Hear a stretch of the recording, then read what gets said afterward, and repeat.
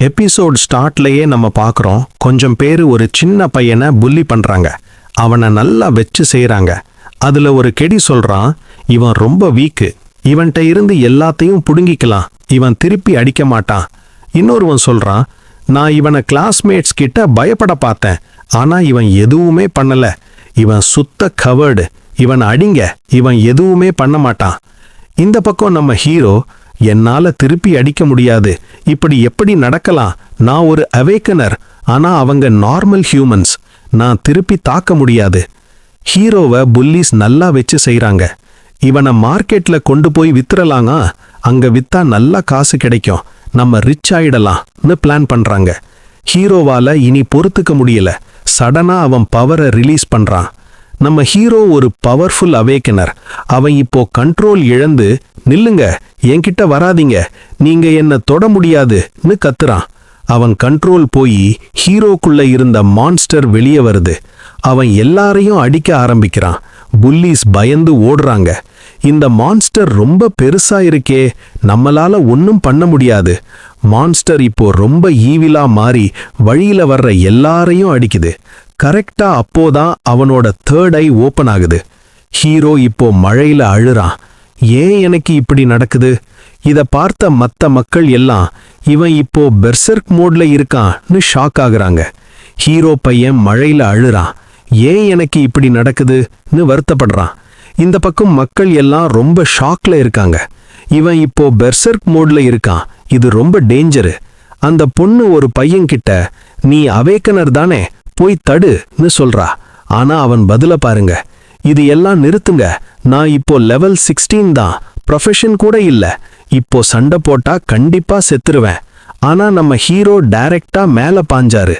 பாரு, ஒரு எக்ஸ்பர்ட் அவனை தடுக்க போறான்னு கிரவுடு பேசுது. இவனா எக்ஸ்பர்ட்டு, செத்துருவான்னு நினைச்சாங்க. ஆனா அந்த ஃபாக்ஸால ஹீரோவை டச் கூட பண்ண முடியல. எல்லாருக்கும் ஷாக்.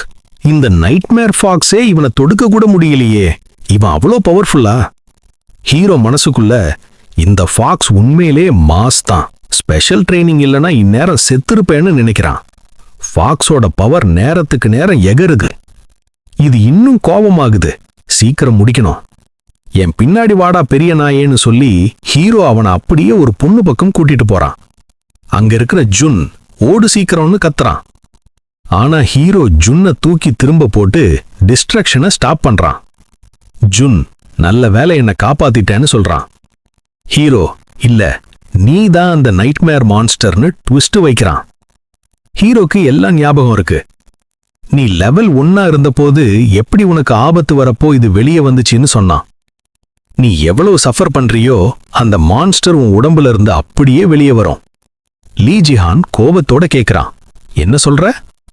இவ ரொம்ப கொடூரமான ஆளு.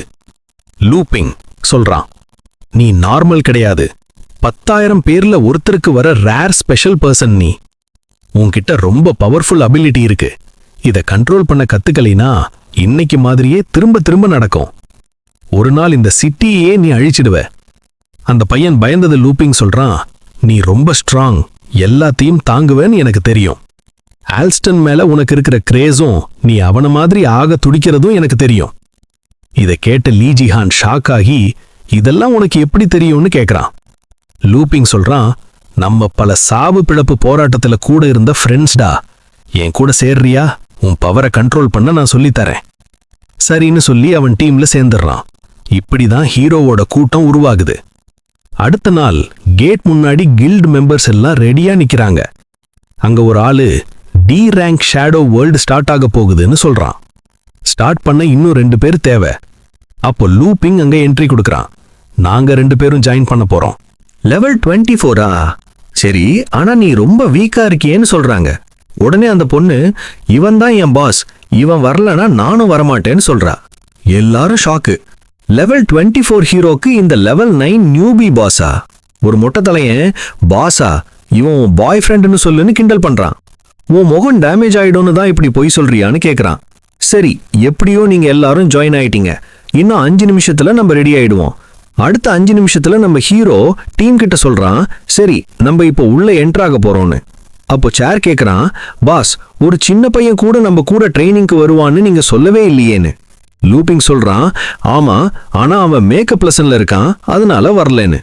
உலகமே அழிய போகுது, இவன் இன்னும் மேக்கப் லெசன்னு சுத்திட்டு இருக்கான்னு சேர் நினைக்கிறா. இந்த உலகம் இவ்ளோ மோசமா போயிட்டு இருக்கு, இதுங்க என்ன இப்படி பண்ணுதுங்க? அப்புறம் சேர் கேக்குறா, பாஸ், நீங்க ஏன் நாங்க 7 பேரை மட்டும் சூஸ் பண்ணி கூட்டிட்டு போறீங்கன்னு. லூபிங் சொல்றான், ஃபோர்ஸ் டிரான்ஸ்ஃபர் கேட்டாஸ்ட்ரோஃபில நிறைய பேர் போனா ப்ராப்ளம் ஆயிடும். நம்ம எல்லாரும் ஒரே ஷேடோ வேர்ல்ட்ல போகணும்னா இதுதான் வழி. லூபிங் இப்படி எக்ஸ்பிளைன் பண்ணிட்டு இருக்கும்போது சேர் கேக்குறா, ஆனா நீங்க லெவல் 9 தானே, உங்களையே உங்களால காப்பாத்திக்க முடியாது, சர்வைவல் பண்ண கூட முடியாதே, அப்புறம் எப்படி நீங்க நம்ம 7 பேரையும் ஒரே நேரத்துல காப்பாத்துவீங்கன்னு. லூபிங் சிரிப்போட, சீக்கிரமா தெரியும்னு சொல்றான். எல்லாரும் இப்ப ஷேடோ வேர்ல்ட் உள்ள என்டர் ஆகுறாங்க. லூபிங் போலான்னு சொன்னதும் உள்ள போறாங்க.